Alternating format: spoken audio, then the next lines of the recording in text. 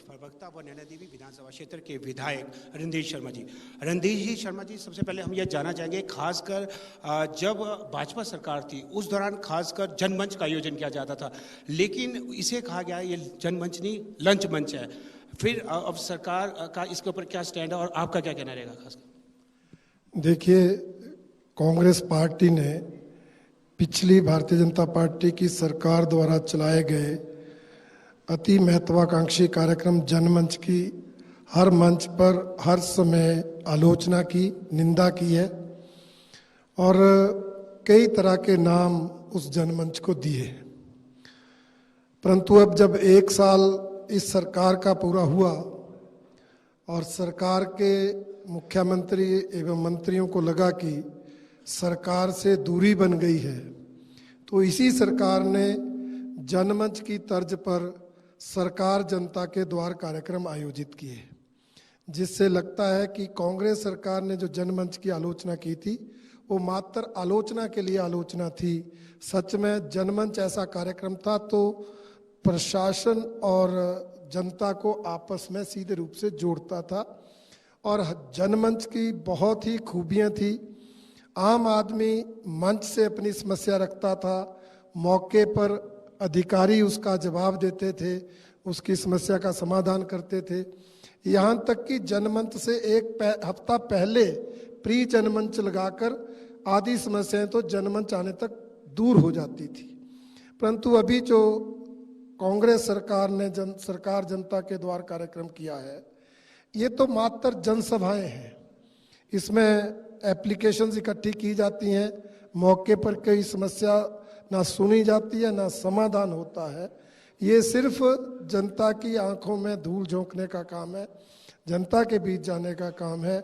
और दूसरा मैं कहना चाहूँगा कि कांग्रेस नेताओं ने जनमंच के दौरान जनता को जो खाना दिया जाता था उसका मजाक उड़ाया था और आज सरकार जनता के द्वार कार्यक्रम में जो है वो मुर्गे परोसे जाते हैं और हमारे खाने की, सादे खाने की भी आलोचना करने वालों की आज ये हालत है। इसलिए मेरा कहना है कि कांग्रेस ने नकल जरूर की है, परंतु वो नकल करने में सफल नहीं हुए। बिल्कुल, इसमें कोई दोहराई नहीं कि जनमंच में लोगों को घर द्वार पर सुविधाएं मिलती है। ऐसे में भाजपा के कार्यकाल के दौरान 5 वर्षों में जनमंच के माध्यम से कितनी समस्याओं का समाधान किया गया है? नहीं, हजारों समस्याओं का समाधान हुआ है। मौके पर ही सभी समस्याओं का निपटारा करके ही संबंधित मंत्री और विभाग के अधिकारी वहां से जाते थे और अगले जनमंच तक जो बची समस्याएं थी उनका समाधान होता था। जी, यदि देखा जाए 5 वर्षों में जयराम सरकार जब थी, हिमकेयर योजना, सहारा योजना, ग्रीन योजना, स्वावलंबन योजना समेत अनेकों ऐसी योजनाएं चली थी, लेकिन अब जो भाजपा का कहना है अधिकांश जो योजनाएं हैं वो समाप्त हो चुकी है। कौन कौन सी ऐसी योजनाएं हैं जो कारगर साबित नहीं हो पाई अभी फिलहाल? देखिए, हमारी सरकार ने, आदरणीय मुख्यमंत्री जयराम ठाकुर जी ने केंद्र की मोदी सरकार द्वारा जो गरीबों का इलाज 5 लाख तक का मुफ्त हो, एक आयुष्मान योजना चलाई थी।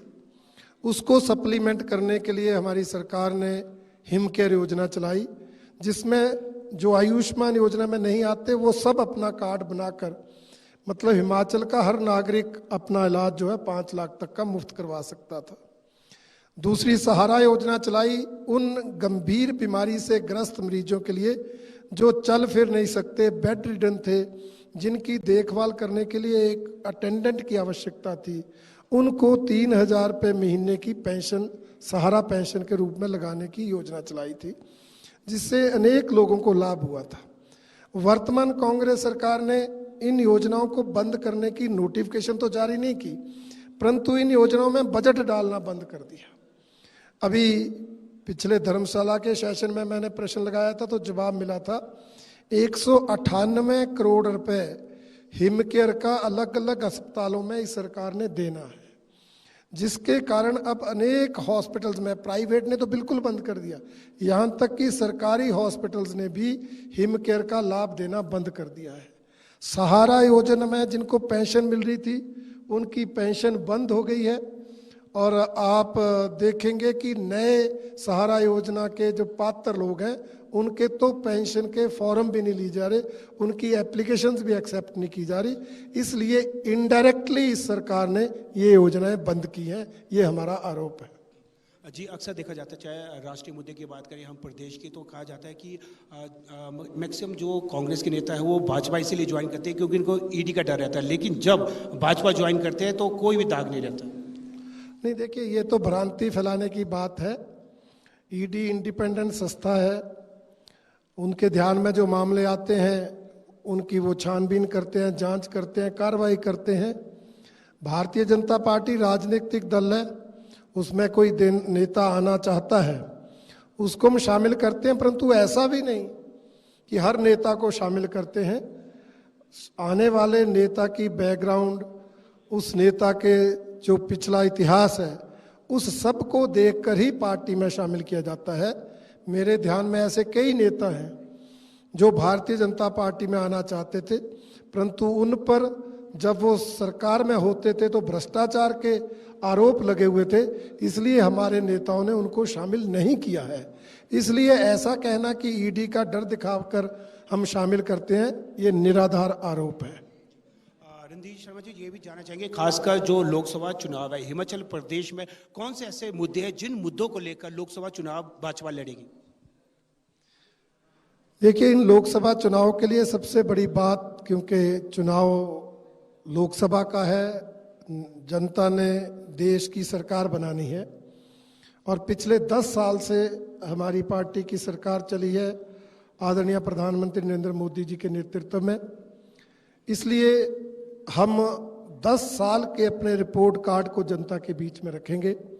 हमारी मोदी सरकार ने 10 साल जो देश हित, जनहित में काम किए हैं उनको जनता के बीच ले जाएंगे, चाहे वो इस देश का दुनिया में मान सम्मान बढ़ाने की बात हो, इस देश को दुनिया की 5वीं आर्थिक शक्ति बनाने की बात हो, चाहे इस देश की प्रमुख समस्याएं आतंकवाद, भ्रष्टाचार, उनको समाप्त करने की बात हो, जम्मू कश्मीर की धारा 370 समाप्त कर देश की एकता, अखंडता को मजबूत करने की बात हो, और जो हमारी जनता के आस्था के केंद्र थे, चाहे वो प्रभु राम के जन्म स्थान अयोध्या में भव्य मंदिर बनाने की बात हो, काशी विश्वनाथ में भव्य शिवधाम बनाने की बात हो, और साथ ही जो देश के आम आदमी के लिए जन कल्याणकारी नीतियां चली हैं, उज्ज्वला योजना है, आयुष्मान योजना है, प्रधानमंत्री अन्न कल्याण योजना है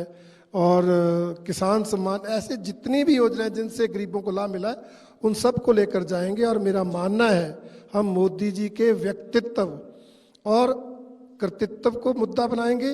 और हिमाचल में जो कांग्रेस की सरकार है, जिसने 1 साल में कोई नई योजना नहीं, कोई विकास का काम नहीं, कोई जनहित का काम नहीं, इस सरकार की विफलताओं को भी मुद्दा बनाएंगे। आखिरी प्रश्न हमारा यह रहेगा कि जिस तरीके से वीरभद्र सरकार के दौरान की बात करें तो 9 CPS थे, वहीं अब सुखविंदर सिंह सुक्खू की सरकार में 6 मुख्य संसदीय सचिव है। ऐसे में भाजपा का नेक्स्ट स्टेप क्या रहेगा? देख लिए, हमने शुरू से कहा है कि CPS बनाने की हिमाचल में कोई आवश्यकता नहीं है। हमारी सरकारें रही, हमने बनाए भी नहीं। अब ये सरकार, एक तरफ मुख्यमंत्री जी आर्थिक स्थिति का रोना रोते हैं, प्रदेश की आर्थिक स्थिति खराब है, कमजोर है, दूसरी तरफ इस तरह जो असंवैधानिक पोस्टें हैं वो भर के फजूल खर्ची को बढ़ावा देते हैं। तो वैसे तो अनेक पोस्टें भरी हैं, CPS उनमें से एक है, और ये मामला अदालत में चला है और अदालत ने पीछे एक निर्णय दिया था कि जो कैबिनेट मंत्री की ये सुविधाएं लेते हैं वो इनसे वापस ली जाएं, और आगे इनको हटाने के मसले को लेकर जो हाई कोर्ट में केस चला है उसका फैसला आने दीजिए। भारतीय जनता पार्टी का तो यही मानना है कि हिमाचल जैसे छोटे प्रदेश में CPS जैसे पद बनाने की कोई ज़रूरत नहीं है। जी बिल्कुल, रणधीर शर्मा जी, आपने हमें समय दिया, शुक्रिया। धन्यवाद, बहुत बहुत धन्यवाद।